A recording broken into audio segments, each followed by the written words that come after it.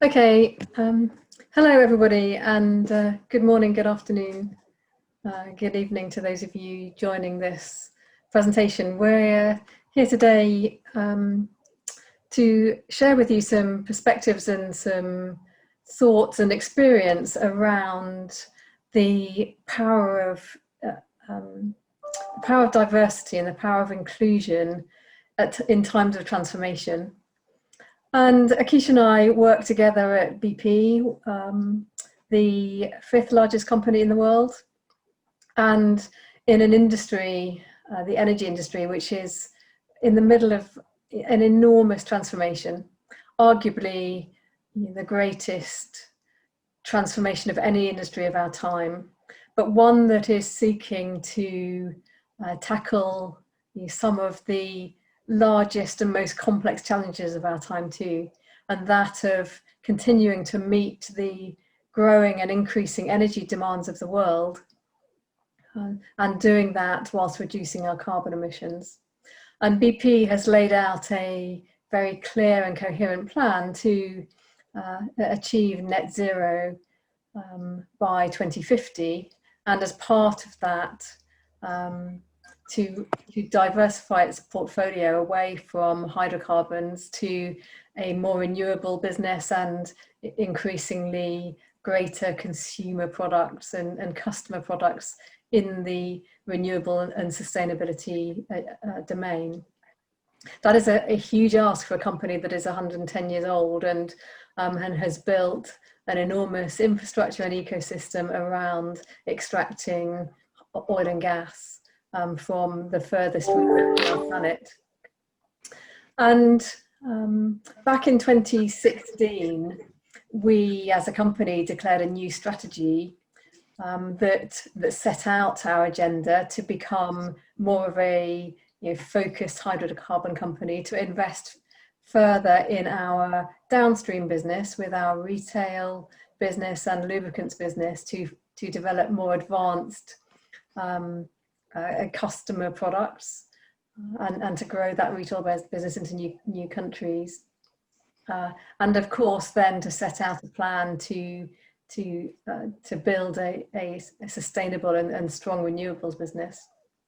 But the fourth part of that pillar, that strategy that was launched back in 2016, was digital, and the acknowledgement by our executive team that the transformation of our company could only be achieved if it was underpinned by digital, by transformation of the technology ecosystem and by really exploiting digital technologies for not just optimizing processes, not just simplifying our organization, but creating new platform and digital business models. And that was the first time in the 110-year history of our company that technology had been one of the core pillars of our strategy.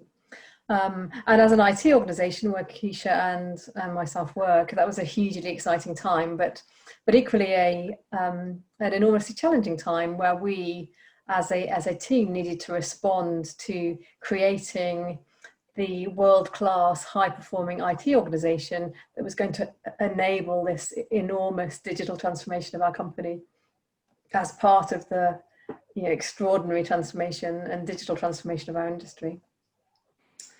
And we set about a portfolio of work called Modernize IT, and it goes without saying that digital transformation isn't just about the technology, although of course it is. We're technologists, we're passionate about technology, we have decades of experience in engineering, in software engineering, in developing systems, and that makes challenges such as these hugely exciting. But the reality is that it's much more than that. It's about creating those digital foundations, of course, but it's about building the skills and the capability to achieve this transformation. It's about developing an operating model that that enables those highly skilled individuals and teams to perform at their best. And then of course it's about culture change. And when you're really wrestling with some of the most challenging and complex technology challenges of our time, wrestling with this balance of meeting new energy demand and reducing carbon emissions, then we need, as a company, we need absolutely everybody to be performing at their best.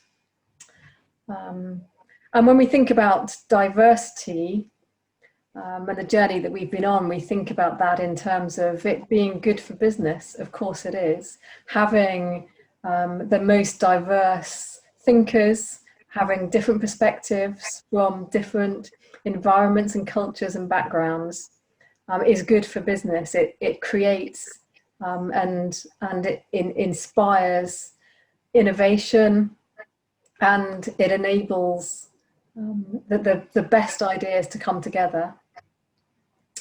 But it's not just about diversity. We've worked and continue to work really, really hard at BP, not just to create a diverse organization, but to create an inclusive one, because it makes that there's no value in having a diverse workforce if everybody and each individual can't come to work and be at their best every day. And the focus on inclusion is what we're really going to dwell on during this presentation today, and how the value of inclusion is enormous at times, particularly of transformation, when you need to create this culture of systemic innovation where you need to make your success entirely inevitable and not just accidental. And that comes from having the best people, of course, from all walks of life on our planet, but it comes also from those people being able to be at their best every day.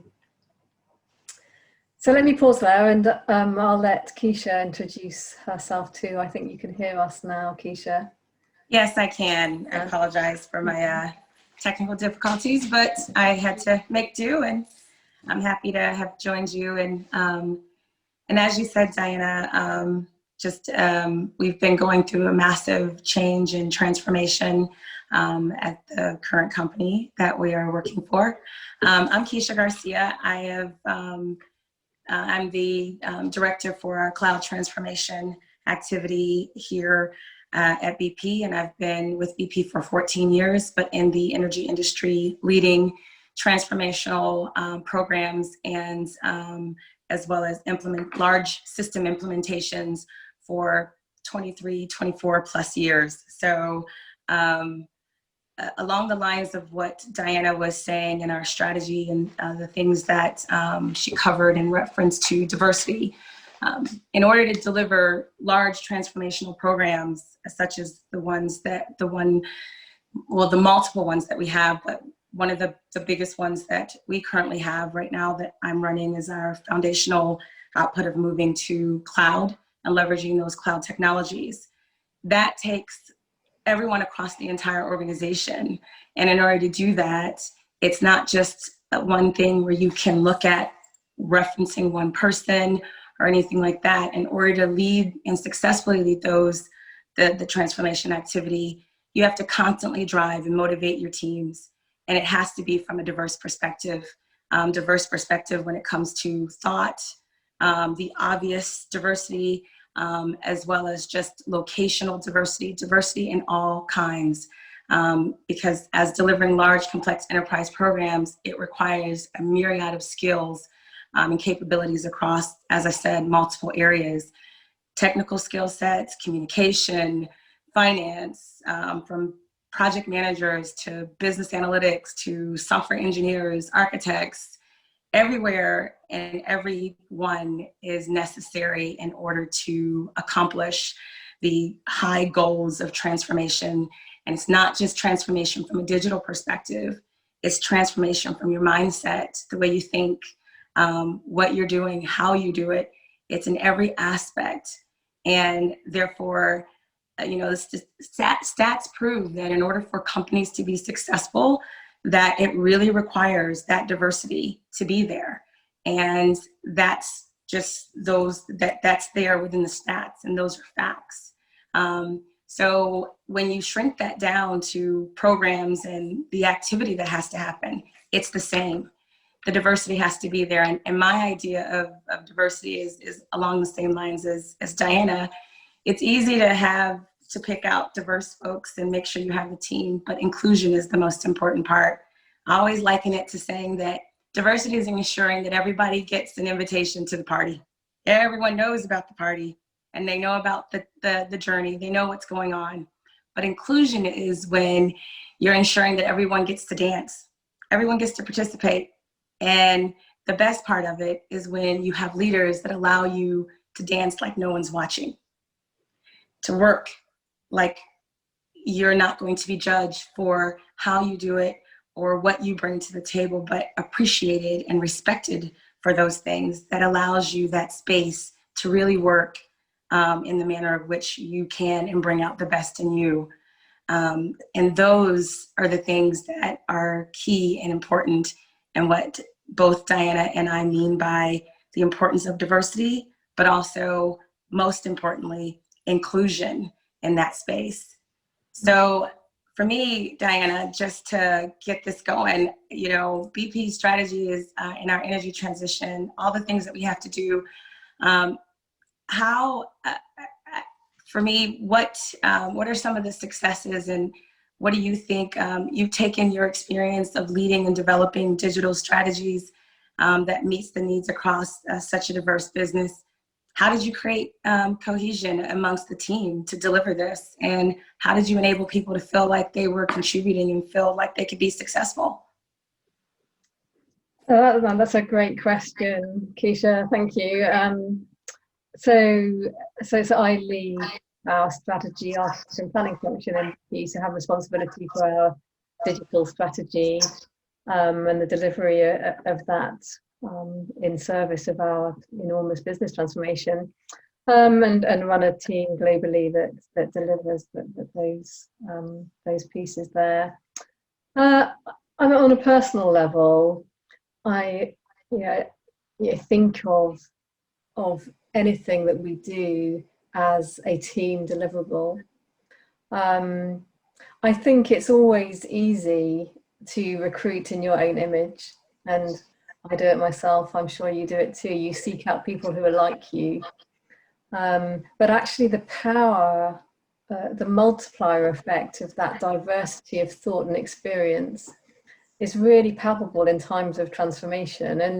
And for me, it's been all about seeking out awesome people who are enormously expert in their domain, be that as technical architects, be that as SAP experts, be that as strategists, and seeking out that expertise as a given, as of course it is. They need to be brilliant at their job, but equally looking at what are the distinctive capabilities that they bring, and then thirdly, what is their mindset?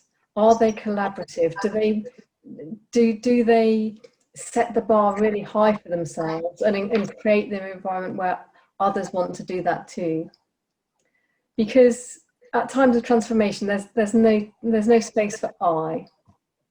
It's about we. It's about how we collectively achieve these goals, and how working together collaboratively adds 1 + 1 and makes 3.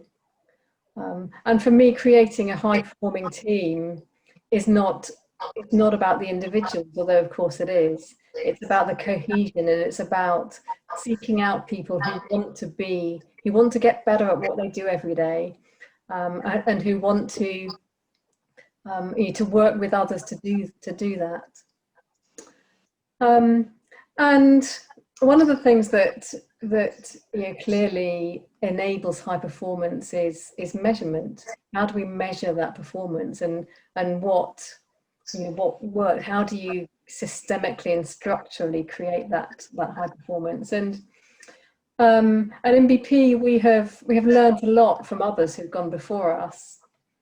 But on the measurement side, we've used, and I've certainly been using this last couple of years through our transformation period, a set of performance measures that are used in Microsoft by Satya and Adela. And those that say this. So when I sit down with my team at the end of the year and we say, okay, so what's our performance been like this year? I ask people to tell me three things. One, what have they done this year that's awesome? Because of course that's a given. What have you done that over and above your job to make your delivery brilliant? Of course, and that's about you. But then secondly, what have you done to make others successful? And a really open dialogue around how you as an individual have helped someone else in your team or in another team to be successful by bringing your expertise or your perspective or your challenge. So what have you done to make others successful? And then thirdly, what have you done to leverage the work of others? And that's all about, continuing to build and evolve our solutions and not building silos. It's about taking the best of a design or a solution, regardless of where it was built in the organization, and identifying where it could be put to better use and building it better and enhancing it and developing it, rather than simply throwing it away as that's not good for me because it wasn't built by me or invented here. And those three things make a really big difference to the environment and culture and mindset of a team. Of course you need to be awesome as an individual, of course you do, but actually high performance, particularly through times of transformation, is all about how you've worked together with others to be successful, and then how you've leveraged other people's work to create that multiplier effect. So that's my answer, really, Keisha. Yeah, that's awesome, and I've witnessed that firsthand.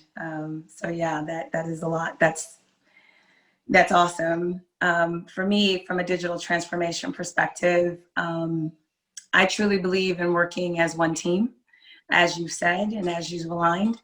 And at the beginning of each year, or at the beginning of or onset of a new phase, new iterations, I always bring everybody together because, again, with the existing large transformation that I lead, it requires different vendor partners, different teams across the space, as I said. So it's easy for folks to begin to compete against each other, as in the teams, as well as individuals. So I bring everyone together to align them around some of the principles and the things that you outlined in your three things that you do. And that is ensuring that, one, we all know the objectives that we're trying to fulfill, and we all have the same goal. So I get everybody together and make sure that everyone knows that they take off all the labels. Doesn't matter if you're from company XYZ, S3, whatever, it doesn't matter.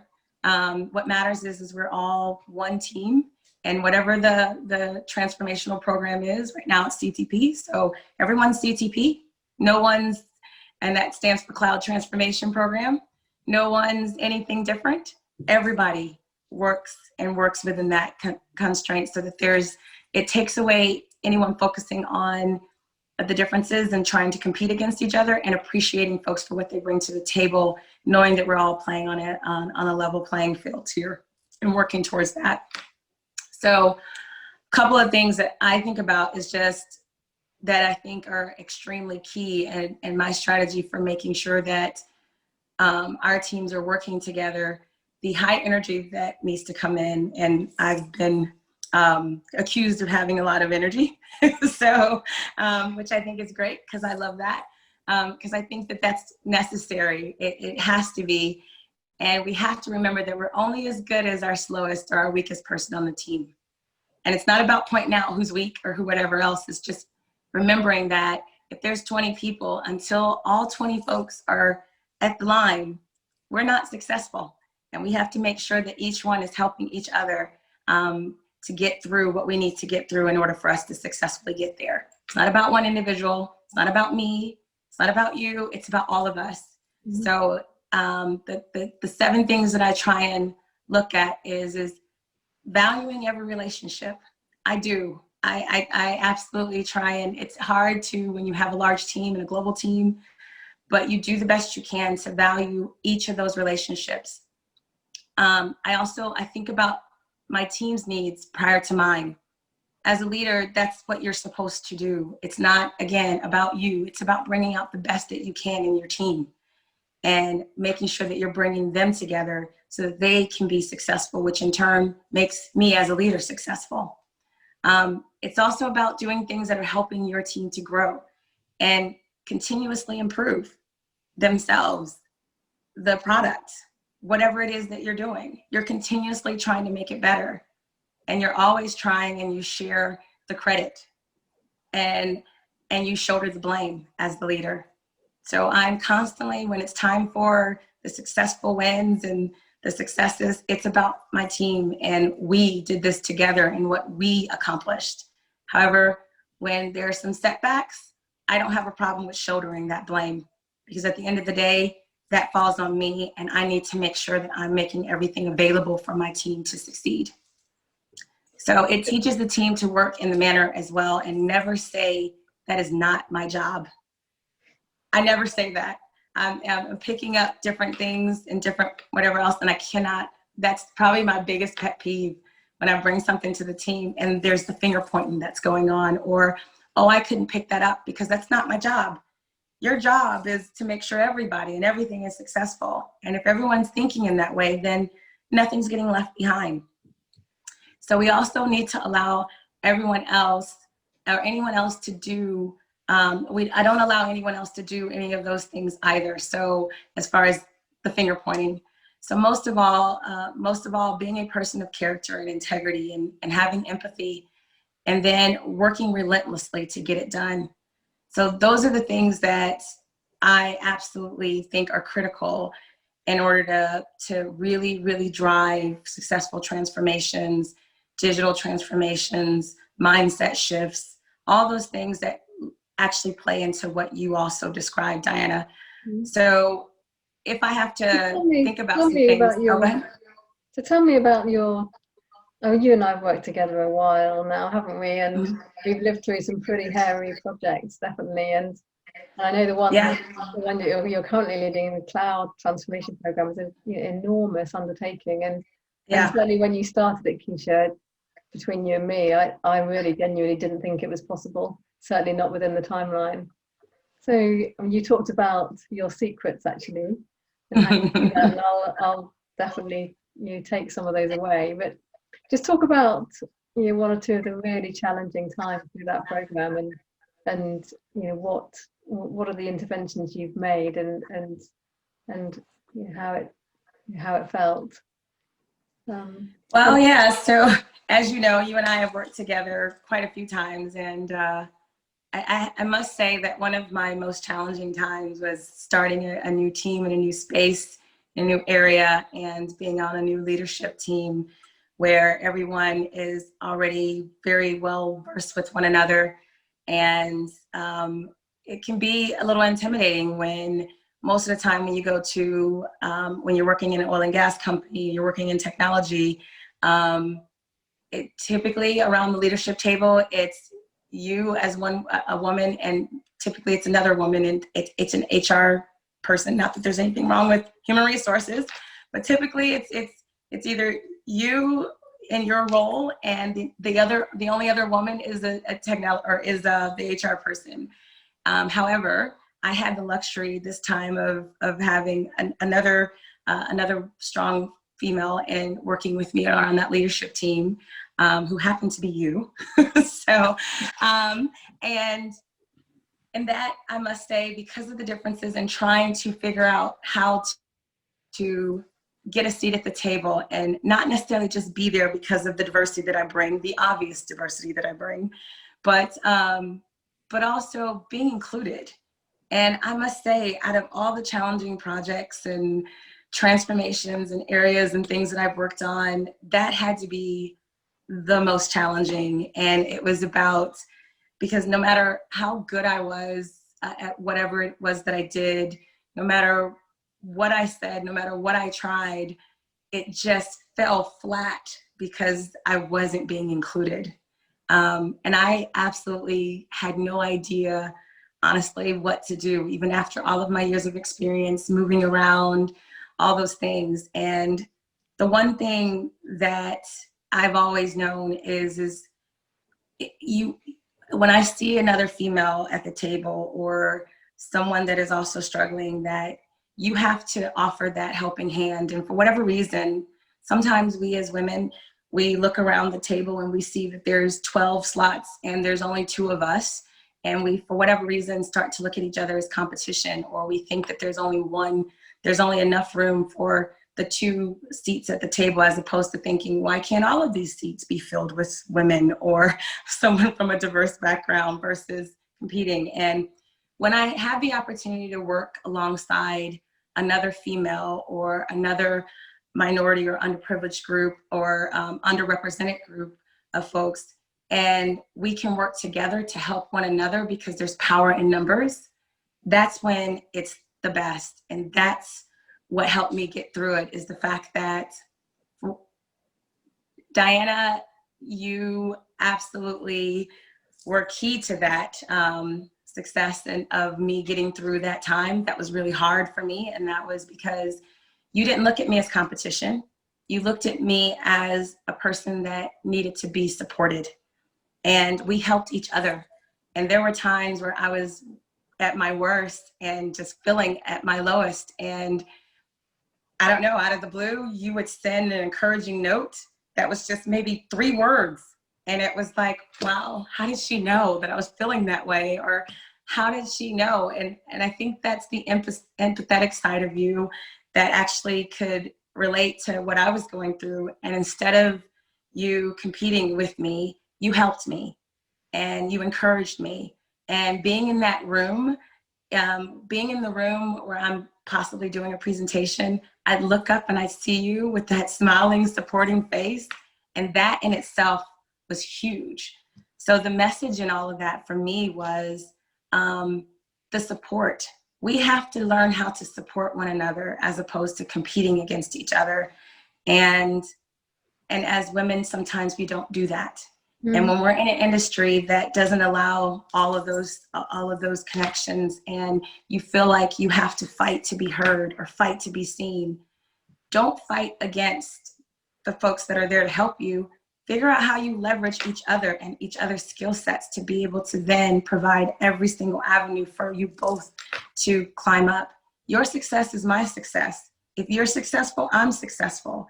If I'm successful, you're successful. And if we all think in that manner, how could we not be successful? So, in bringing diversity to the table, those are the things that I think of when I think of some of my hardest moments, but also my most proudest moments, when we're able to do those things together. No, thank you. Yeah, and I agree. And it's fantastic to see so many women on this call today. And thank you so much for joining us. It's really great opportunity to just to think about how you can create the environment for everyone to be successful and to be at their best every single day. And yes, not often we talk about these things, actually, is it? We talk a lot about the delivery that we achieve, the outcomes that we achieve, but we have just as much a responsibility to create an environment where everyone, each and every person, regardless of who they are or where they're from, can be at their best every day. And it's a great opportunity just to learn from some of the amazing things that you do, Keisha. And I had no idea that I had that impact.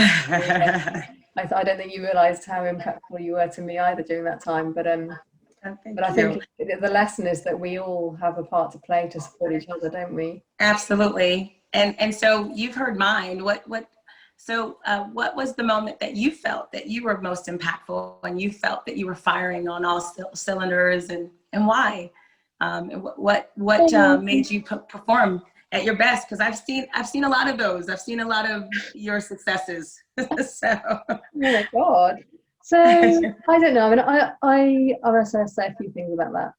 I mean, firstly, I think genuinely, all of us are at our best when 3 things come together. One, that we're good at what we do.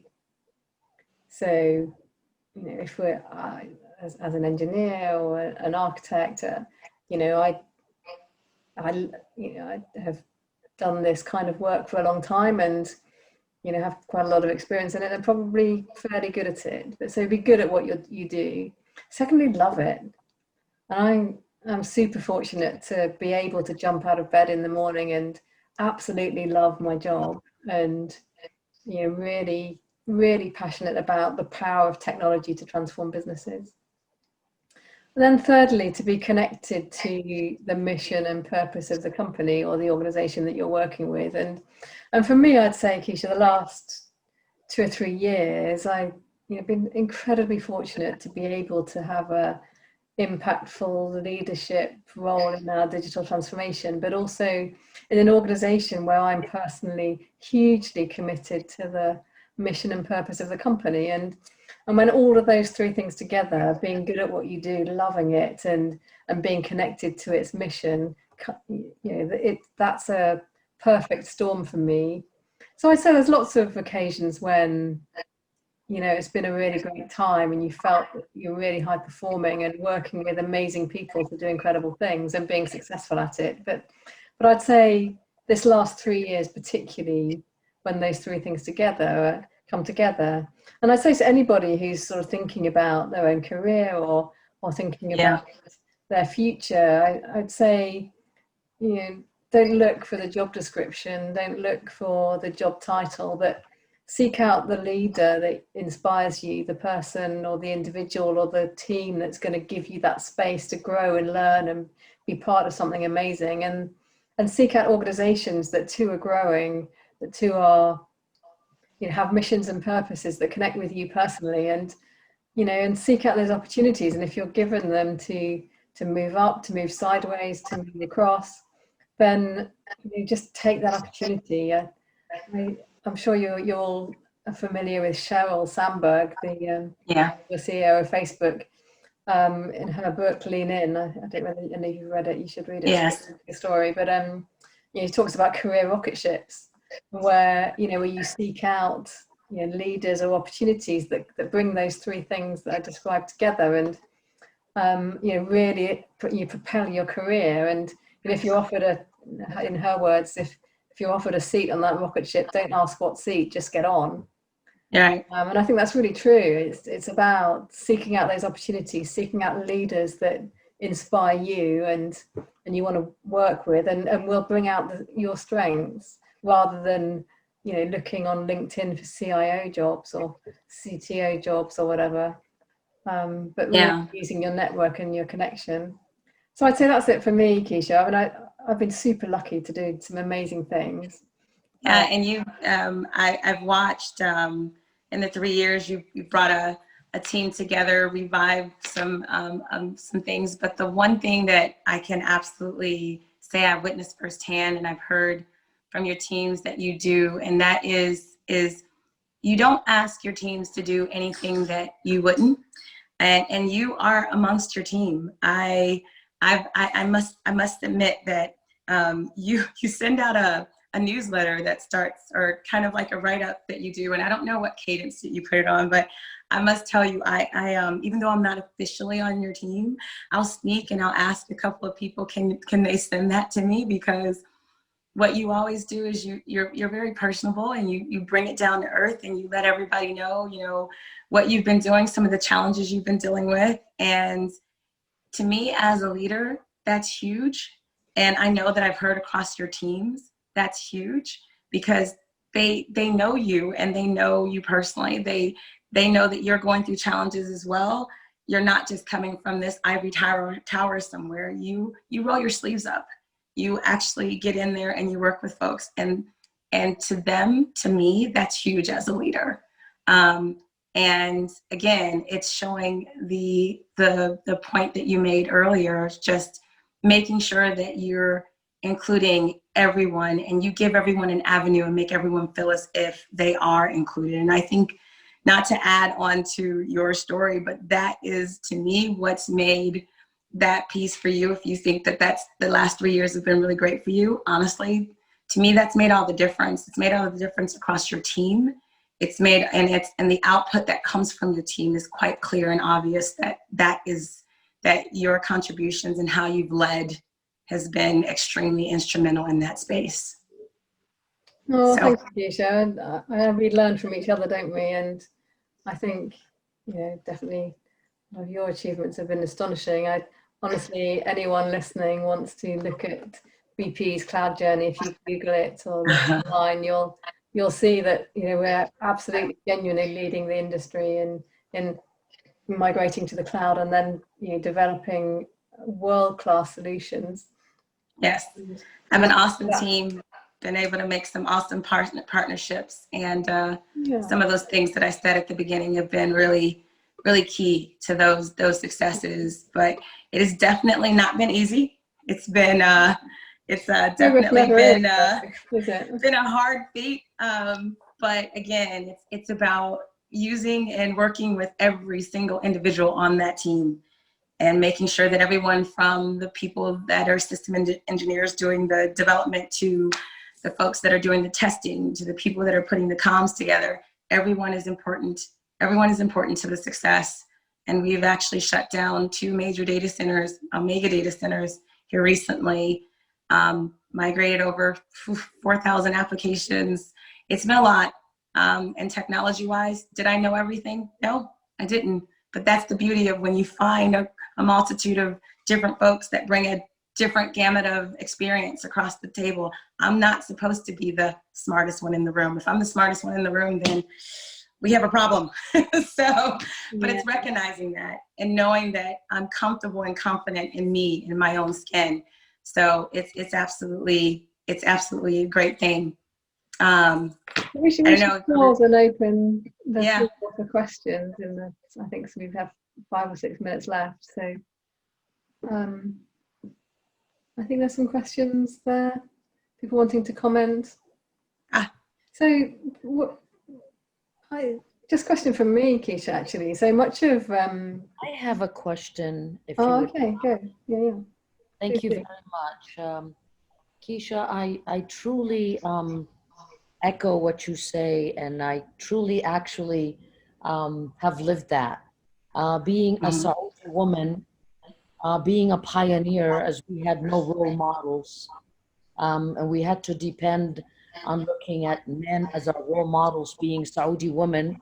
I will tell you that, unfortunately, I always say that the reason the men are more successful, not because that we're a minority. When I say minority, I'm not talking about our skills, I'm not talking about our capability, I'm talking about our number. We are when it comes to number. And when I do a lot of my pep talks, when I talk to my students, especially the females, I say, if you just realize that you are a minority in number and that you have to work 10 times, I know we're here in Saudi, 10 times as hard as a man to get to his level. I have been a chairman, they still call me a chairman, for the last 27 years in ophthalmology. I'm a surgeon by trade. But I think what we lack as females, unfortunately, we don't know how to network. We're very territorial, and whatever I have, I want to keep it. Men, on the other, it's like a ladder. One goes up, he'll pull the other one up, he pulls it back up. We as female, we've changed a little, but going through being in a, if you will, in a male-dominated society, especially in my work, where I would sit on a table and I would actually be the only female on that table. I've become one of the men, if you will. I had to be able to survive, to be able to reach height. And I would watch them networking and helping each other. They've helped me. And then when I started going into the female sector, I was really very, very surprised, and at the same time a little frustrated, not for myself. I had reached what I wanted in my field, but I did notice that unfortunately there was no networking. And I think we have to be able to share, be able to pull the lady up so the other lady can pull you up and it goes up. And I think hopefully with time we'll be able to adapt that. So Keisha, thank you very much. I think a lot of what you said, because I always say I'm a double minority, being a female and I'm not talking about now, you know, Saudi Arabia has changed tremendously in the last 2 or 3 years. So that's Yes. why I want compensation for the last 30 years that I wasn't able to do what, yeah, no, understood. No, thank you so much for that. Yes, and you're correct. And the one thing that's also, the other thing that's also important is there's no way that once you get to your accomplishments and you get around the table, if you get comfortable and complacent in the fact that you've made it, then that's, to me, that's the wrong attitude. Every time I get promoted or move up, I look around and I'm never satisfied. And I can't be satisfied because it's not about me. It's about making the way and making it easier for the person that's coming behind me. And so therefore, I don't get satisfied, and I keep asking the questions around what are we doing and challenging folks to make sure that we're bringing people into the fold and we're bringing more diversity there.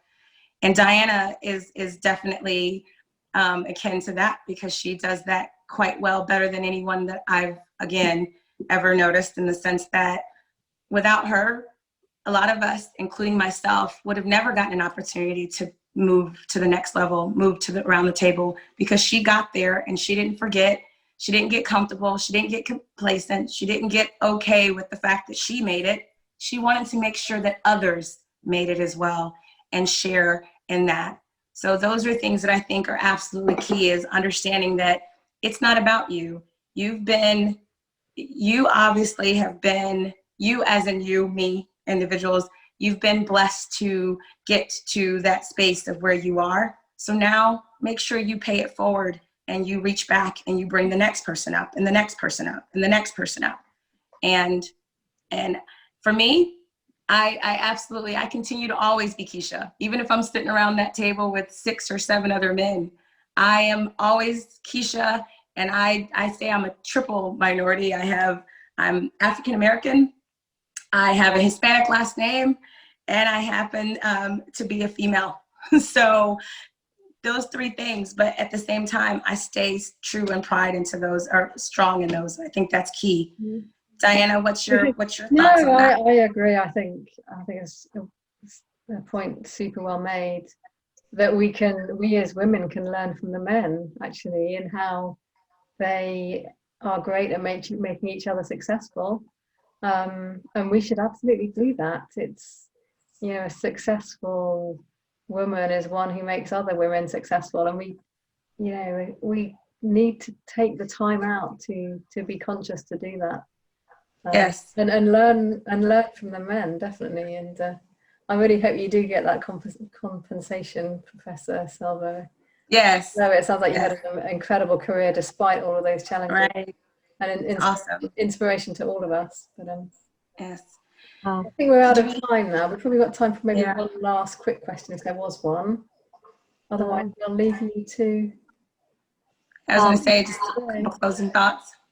I'll ask one quick question. Being a strategist, Diana, do you think that diversity in technology has to be included as goal objectives with the same measurements within any strategy to be executed? Thank you. I think I understood the question. Were there sort of diversity measures and targets in the strategy? Yeah, I mean, absolutely. So I'll sum it up really quickly. So 5 pillars to our digital strategy. 2 to do with the technology, 1 to do with the operating model, and 2 to do with people and culture and skills. And within those 2 people work streams, we set ourselves a target to really shift the diversity mix of our team. So IT and BP is roughly 20% female, 80% male. And we set a really audacious goal to get to 50-50 across all of our recruitment. And certainly in my organisation, people, both the headhunters and the recruiters, both our internal recruitment team, both my own team said, no way is that possible, just isn't possible. But no one ever jumped higher if by lowering the bar. So we set that bar really high, and in my team, quite technical specialists, we recruited just shy of 50 people in the last quarter of 2019, and 50% of them were female. And I could not be more proud of that we were able to really genuinely move the dial, not because that was a great outcome and has given lots of incredibly talented women and opportunities in our company, but as I said at the beginning, and perhaps a good place to end, is that that there's such good business for us because we're bringing in that diversity of thought and capability and creating the environment for that success to be inevitable. And so absolutely fundamentally is diversity and inclusion a core part of our strategy. And it needs to be in anyone's. So let us stop there, and thank you very much for listening, everybody. It's great to spend some time with you, and I've learned a lot from Keisha. So I know. Me, Keisha. Oh no, I learn from you every day. Couple of things that I just wanted to. I'll close out with mine, Diana, and then I'll turn back over to you. But a couple of things that I just wanted to part with that I think are key nuggets that work for me, and that is one is control the things that I can control. I can't worry about managing the perception of others. People are going to think what they're going to think no matter what. So, and everyone comes from different places, and so therefore I can't control that. I focus on the things that I can control and managing those things that I can control, and not worry about everybody and what their thoughts are. The next one is never be afraid to be authentic and do you. So do my thing. For the heart and passion was what was meant to dance, and your soul was born to sing. That's one of my favorite quotes, and that is, and it's not to be what someone else wants you to be, or say what someone else wants you to say, or think what someone else wants you to think. Be your unique self. Everyone has their own special talents. There's no one person that's the same. Know your worth, set boundaries, find the courage to leave the table if respect is no longer being served. That is something that I constantly say to folks, because one man's trash is another man's treasure, or one group's trash is another man's treasure. So when you sense that that's not working out for you, maybe there's another door that you're supposed to walk through. There's more than one seat at the table, and therefore see and make sure that you are getting to the point that you need to. And then leading diversely means selfless servant leadership. And those are things that are key for me. Stay humble, stay hungry, and stay grateful. Sorry, Diana. With that. Yeah. Hello? Hi. Yes. May I comment? Please do, yes. Yes. Thank you, Ms. Diana and Ms. Keisha. And I have a comment, actually, and a question to Ms. Keisha. My comment, since we are talking about male and female, as you said, I think when we are talking about mind and artificial intelligence, so we are talking about a spice, and the human is a spice. So there is no difference between man and a woman. So this is not a question. So there is no need to differentiate between man and a woman in the mind object. So this is my comment. Second, yes. I just want to address my question to Ms. Keisha. You mentioned at the beginning about your role in your company, that you are dealing with the cloud. And the cloud, it's to store the data. So I just want to ask you maybe very critical question.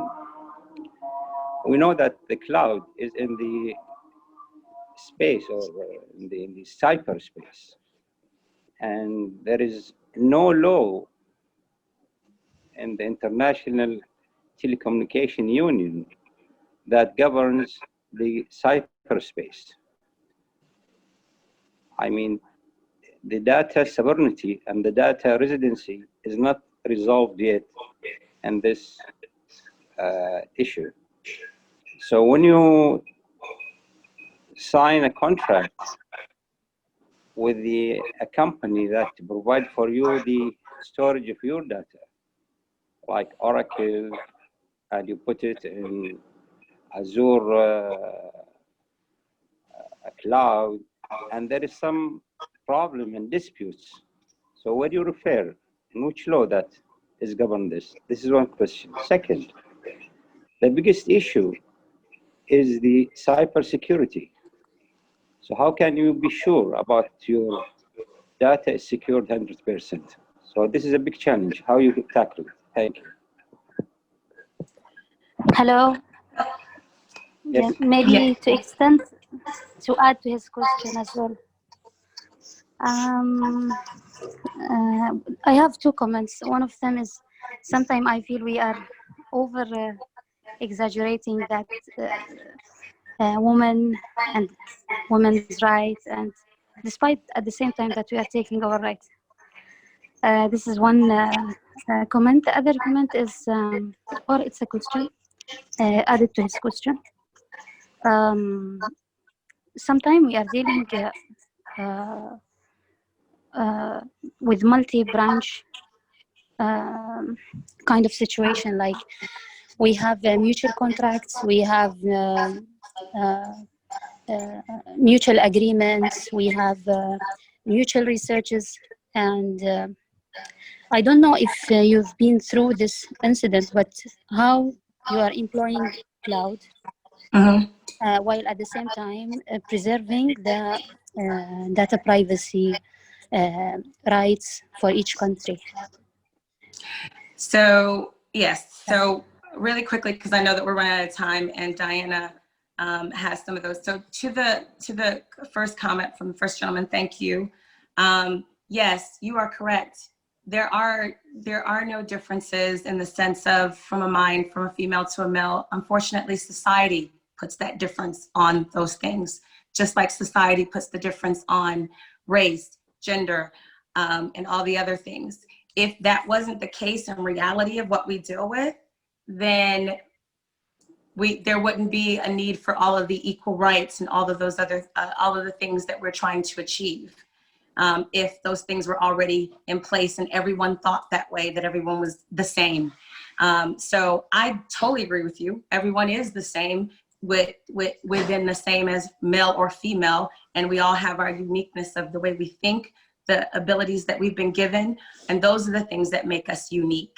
So I totally agree with you. However, reality is everyone doesn't, and that is the majority, which is the part of the problem and the issue that we try and fight against. As far as women are concerned, it's not to say that all women are great and men aren't great, or men are great and women aren't great. This entire course was to talk about, or this session was to talk about diversity and the power of that diversity, and specifically the power of the things that we leverage when you are the minority in a group. And unfortunately for us in the oil and gas industry, in the technology industry, minorities are women around the leadership realm, which is why we focused on saying those things and the power in leveraging and helping one another when you're in a diverse group. Even if you are in a diverse group that is represented by whatever underrepresentation, that could be two men that have a disability. They are in an underrepresented group. They need to work together in order to promote each other and help each other, because unfortunately, everyone isn't going to be thinking the way that they're thinking, or sometimes might not even be considering them because of the fact that they are diverse and different. So those are the things that we're focusing on, and we just happen to highlight women and what we do for one another during this session, because that's what this session was focused on.